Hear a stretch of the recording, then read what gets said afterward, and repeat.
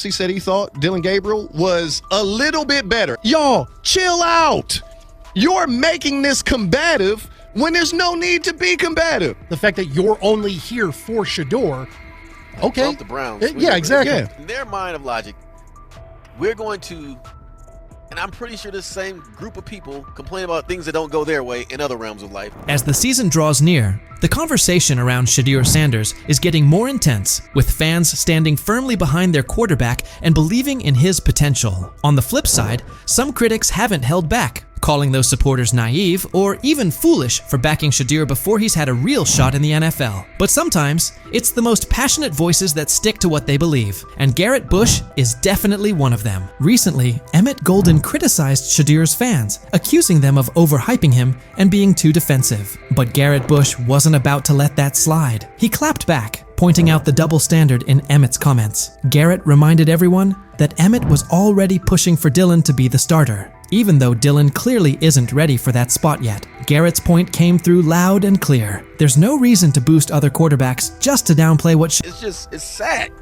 If it doesn't fit your narrative, you are the enemy. No room for civil discourse. Shedeur brings to the table. Garrett Bush didn't stop there. He made it clear that the support for Shedeur Sanders isn't just about what he can do on the field. There's a bigger picture. Garrett pointed out that Shedeur has already shown what he's made of off the field, especially with how he carries himself in interviews and press conferences. His leadership, confidence, and presence behind the mic have already made a strong impression. Even though Shedeur hasn't played an official NFL game yet, Garrett Bush didn't hold back when responding to the people still doubting him. He took on every critic, questioning how anyone could look at Shedeur and not see the talent. How are they rating him like this when he's clearly that good? Garrett asked. He called out how unfair and inaccurate some of the evaluations were, saying people were seriously underestimating Shedeur's abilities, and fans weren't just going to stay quiet about it. Garrett made one thing crystal clear. Judging Shedeur so harshly before he's even had the chance to prove himself in the league doesn't make sense. There's a lot of talent there that's just waiting to be seen. He kept driving the point home. Shedeur Sanders isn't just a potential future star. He's ready right now. Garrett said Shedeur has what it takes to be the face of the Browns today. From how seriously he prepares, to his calm under pressure, to how he shows up when it matters most. Everything about Shedeur screams leadership, and that's exactly the kind of player Cleveland needs. Of course, I already think that he's better than the other quarterbacks. Because that move to the 5th round, that's cool. They might have to go along with it, but to me, I think if you ask who got the best tools, I'm going with Shedeur Sanders. Garrett Bush didn't mince words. He made it crystal clear. If anyone comes after Shedeur Sanders' fans without a good reason, they're going to get the same kind of pushback they're seeing now. No filters, no holding back. Garrett wasn't backing off, and he made sure everyone knew just how real the loyalty and dedication of Shedeur's supporters are. He understood that this fan base isn't just rallying behind Shedeur because of his talent on the field. They believe in his character, his grind, and the idea that he can lead Cleveland into a better future. That support runs deep. Not long ago, Colin Cowherd also decided to take a jab at Shedeur Sanders and his fans, and what he said definitely raised eyebrows. Colin went beyond just sharing an opinion. He challenged Shedeur's supporters, telling them to defend him the same way they had for guys like Baker Mayfield and Deshaun Watson on Reddit. But this wasn't some offhand take. Colin took it further, targeting everything Shedeur had worked hard to build. His words didn't feel like simple criticism. They came off as straight-up disrespect toward both the player and the people backing him. Colin's remarks weren't just about Shedeur's game. They were a direct hit on the commitment and belief his fan base continues to show. 100 miles an hour. Yep. All you fanboys, go ahead. Manziel, Baker, Deshaun Watson, defended it to the hilt on your Reddit account. Sorry. After Colin Cowherd made his bold remarks, it didn't take long for the backlash to roll in. Fans weren't about to let that kind of disrespect slide, especially after he came so hard at Shedeur Sanders and the people who support him. The response on social media was fast and intense, with fans speaking out loudly about how upset and frustrated they were. Colin had to face serious heat for what he said, and it quickly became clear that his shots at Shedeur weren't something fans were going to just brush off or forget. Sharing an opinion about a player's talent or potential is one thing. That's part of what makes sports fun to talk about. Everyone's entitled to their own take, and discussions around player projections are nothing new. But going as far as mocking an entire fan base and calling them dumb, that crosses a line. Critiquing Shedeur's performance is fair game, but insulting the people who believe in him, that's a whole different story. Fans put in time, energy, and emotion into rooting for their favorite players, especially someone like Shedeur, who's already shown so much potential. Calling that kind of loyalty dumb isn't just rude, it completely misses what sports fandom is all about. These fans aren't blindly following someone. They see the work Shedeur puts in, they see the future he could have, and they stand behind him because they truly believe in what he can become. Mocking that belief takes away from the heart of being a fan. People care deeply about Shedeur Sanders, not just for what he can do on the field, but for what he represents. For a lot of fans, this isn't just about football. It's about hope. It's about seeing someone lead their team with strength and determination. The idea of Shedeur stepping up as Cleveland's starting QB isn't just some random dream. It's something fans are emotionally tied to. They want to see him succeed, grow, and become the player they know he's capable of being. For many, the connection goes beyond football. It's personal. It's about loyalty, belief, and holding on to the idea that better days are ahead with Shedeur leading the way. Let me go play once again with your little round. Shedeur Sanders. Shedeur Sanders is all about the hustle, and he's clearly not taking his foot off the gas anytime soon. Even in the offseason, he's locked in. He was recently seen in Miami, completely focused and getting ready for what might be the biggest test of his football journey so far, a four-man battle for the starting quarterback spot. The buzz around him is real, and with so much on the line, Shedeur isn't just showing up, he's showing up with intention, making it obvious he's determined to earn that role. Amid all the talk and debate around Shedeur Sanders, Garrett Bush has stepped up as one of his most outspoken supporters, not just for the player himself, but for the fans who've stood by him. A lot of those fans have taken heat from critics who label their support as blind or misplaced. But Garrett's not just defending Shedeur's skill set. He's standing strong for the fans who truly see something in him. His sharp responses to voices like Emmett Golden aren't just about defending Shedeur, they're about protecting the loyalty and passion of the fan base. Garrett gets that Shedeur's supporters aren't just tagging along for the ride. They see leadership. They see someone who puts in the work, both on and off the field. Their passion comes from real belief in his vision,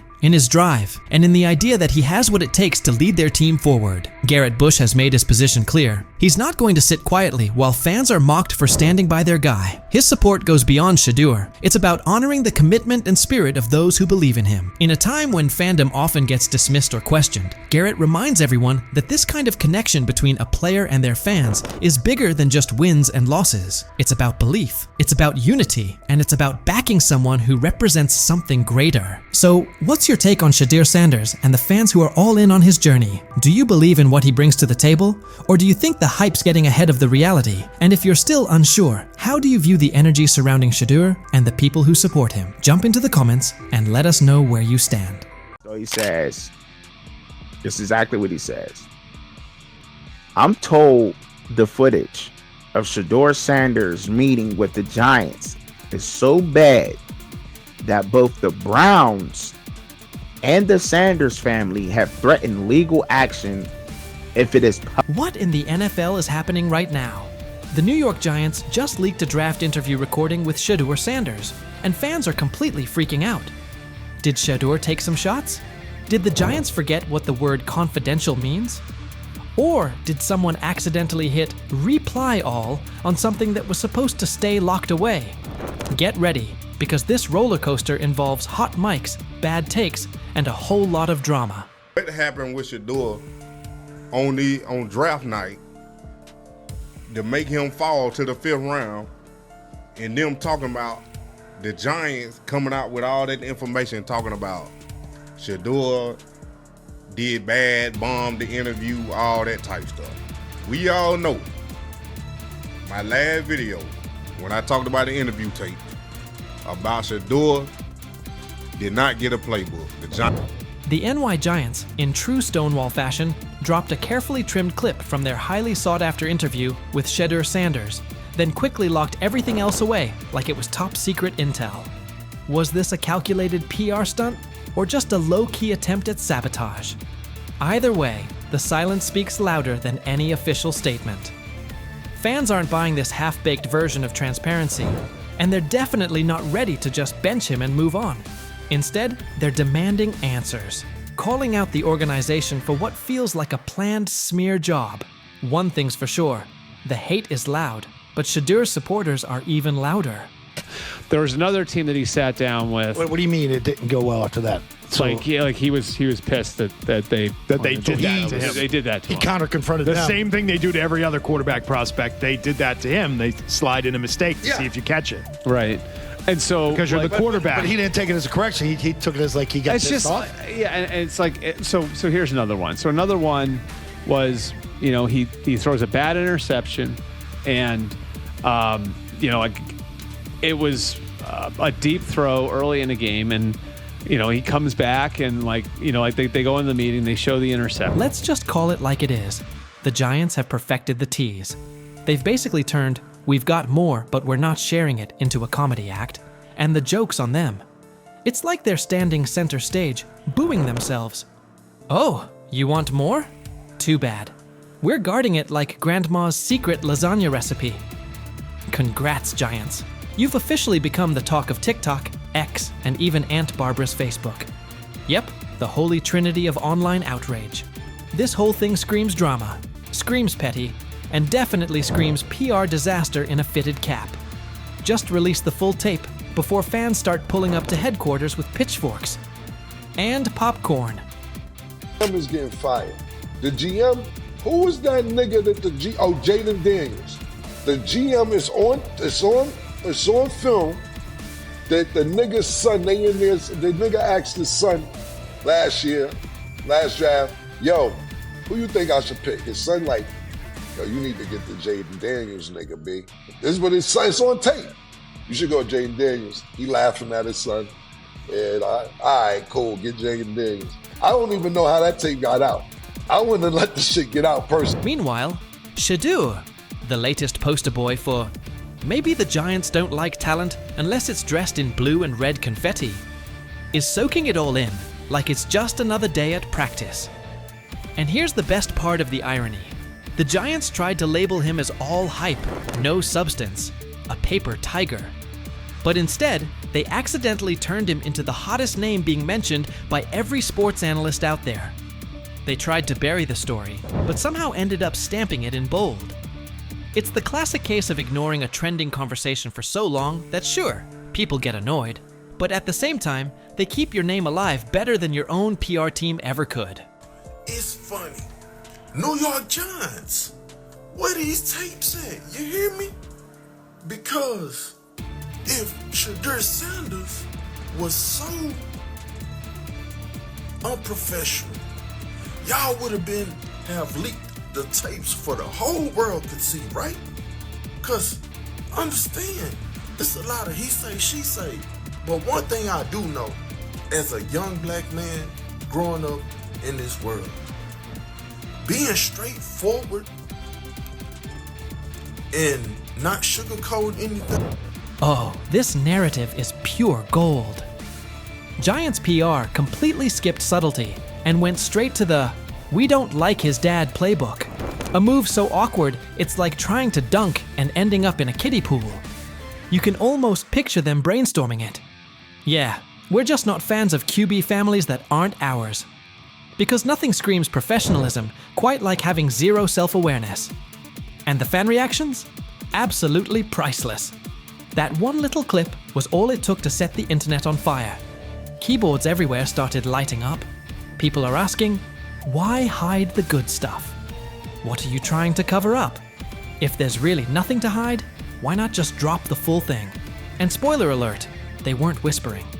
Social media exploded faster than a New York City grill on Memorial Day weekend. Them out.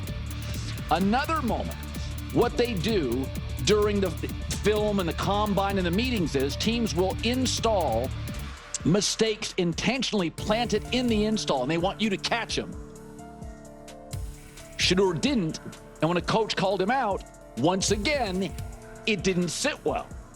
It's like, bro, there's not many teams needing quarterbacks, especially since Pittsburgh appears to have a deal with Aaron Rodgers and Tennessee's getting Cam Ward. So you're down to the Giants, who are not in. And that brings us to the next tasty slice of irony. By refusing to release the full interview, the New York Giants probably thought they were hurting Shedeur Sanders' image. But instead, they ended up throwing gasoline on the hype train. Rather than shutting things down, they made him look like the kid who grabbed the last cookie and somehow got blamed for taking the whole jar. Only difference? This kid's got cameras on him 24/7, and he's handling the heat like a seasoned pro. Now, every move he makes is being broken down, every throw studied like it's a presidential debate. Fans are calling it what it is. They've lied on Shedeur. Some say the Giants just don't like his dad, and honestly, that might be true.